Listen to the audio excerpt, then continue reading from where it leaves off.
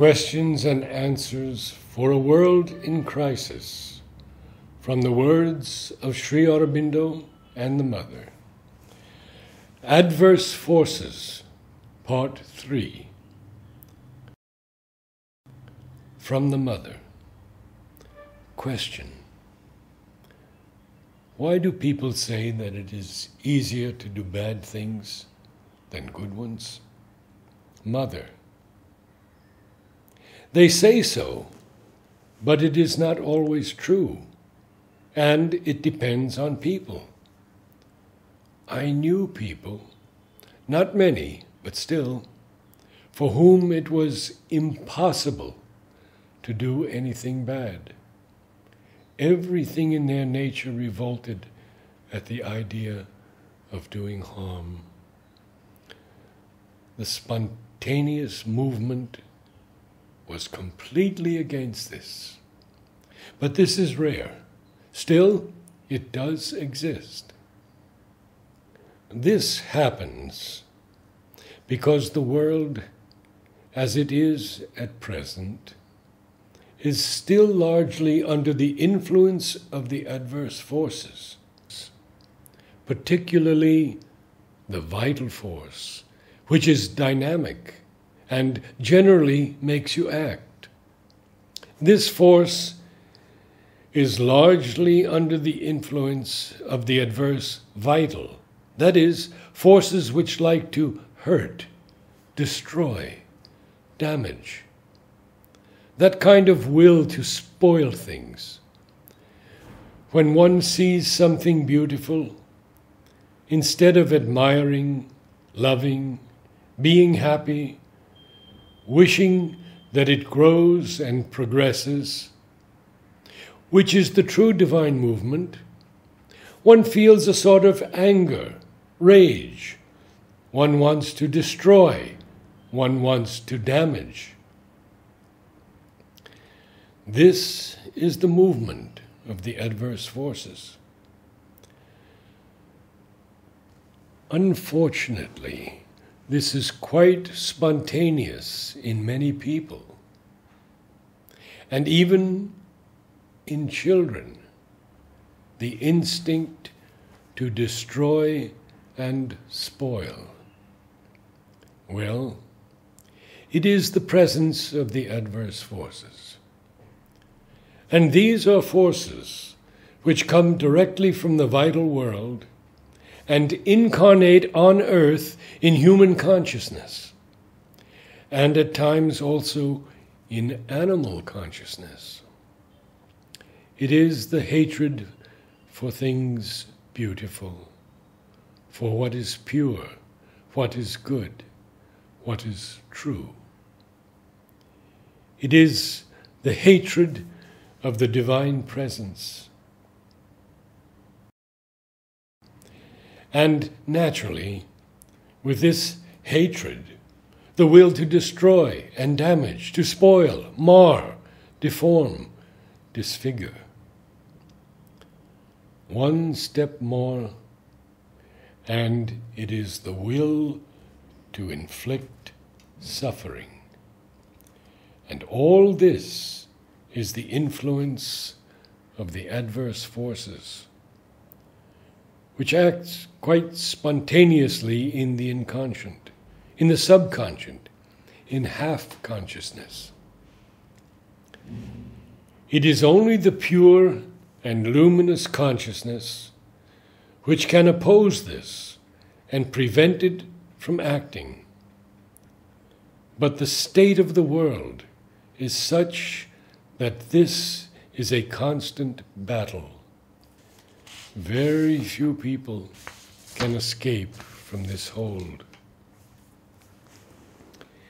Everyone, generally, has a tiny little corner in him, at times quite small, at times bigger, sometimes quite unconscious, sometimes a little conscious, sometimes superbly, completely conscious, which likes destroying, likes spoiling.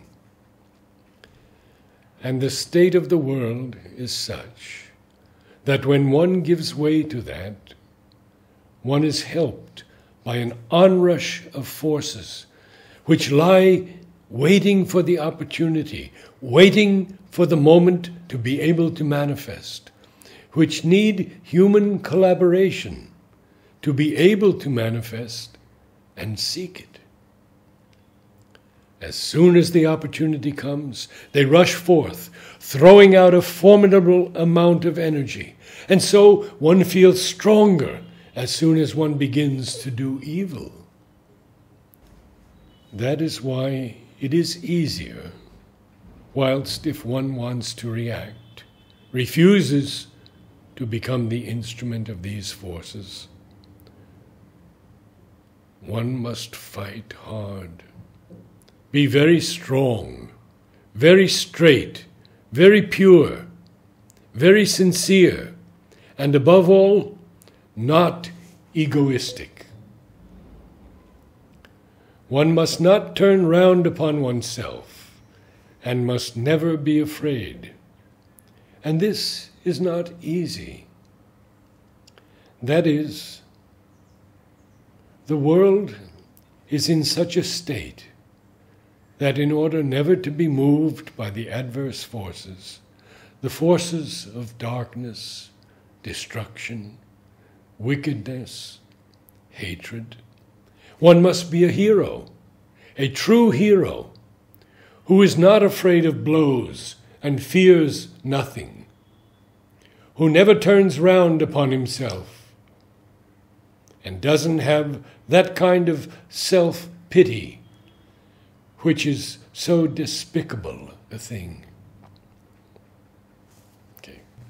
That is why, in order not to do evil, think evil, wish evil, never under any circumstances, one must be a hero.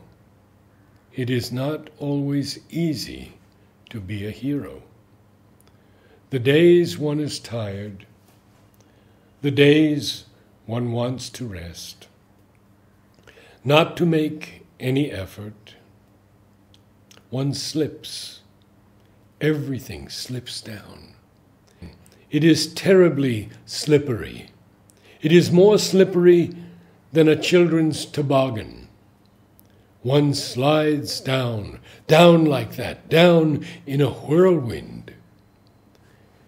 And it is only when one is right at the bottom that one realizes that one has come down. Then one must climb back. That is not always comfortable. But for one who has faith in the divine grace, the return to the light becomes easy.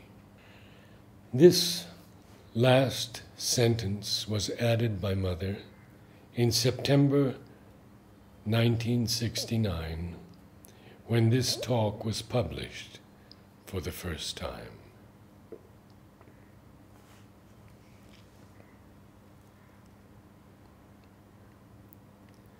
From Sri Aurobindo. This yoga is a spiritual battle. Its very attempt raises all sorts of adverse forces, and one must be ready to face difficulties, sufferings, reverses of all sorts in a calm, unflinching spirit.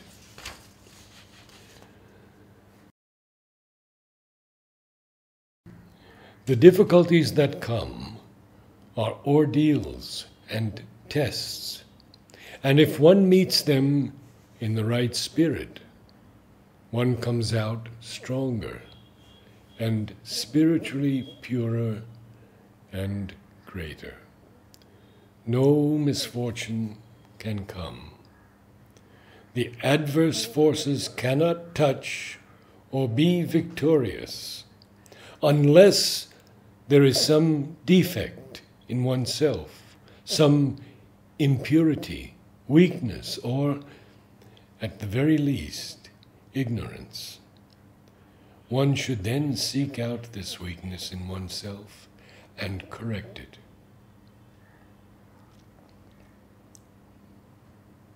When there is an attack from the human instruments of adverse forces, one should try to overcome it not in a spirit of personal hatred or anger or wounded egoism, but with a calm spirit of strength and equanimity, and a call to the divine force to act.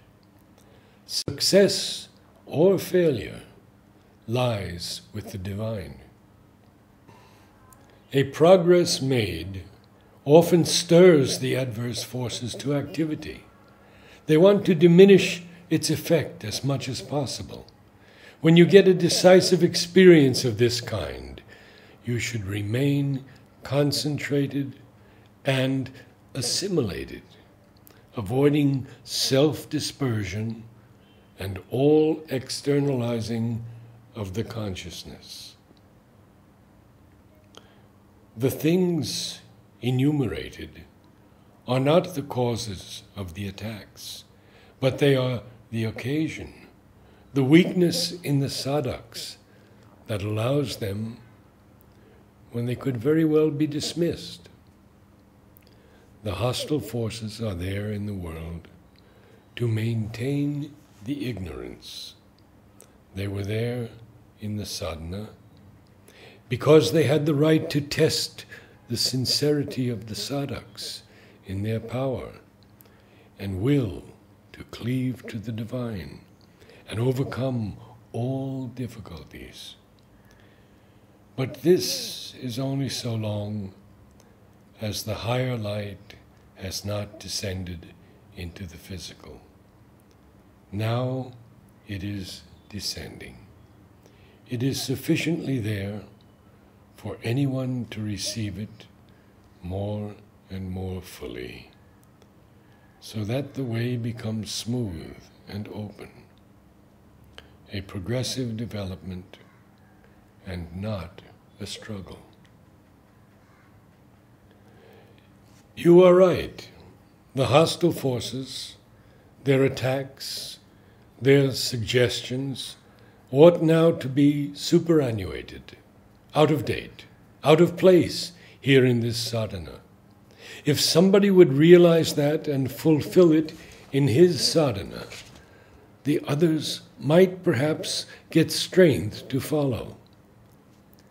At present, these things are still here, because the sadhaks open themselves to them out of habit, out of desire, out of attraction for the drama of the vital, out of fear, out of passive response and unresisting inertia.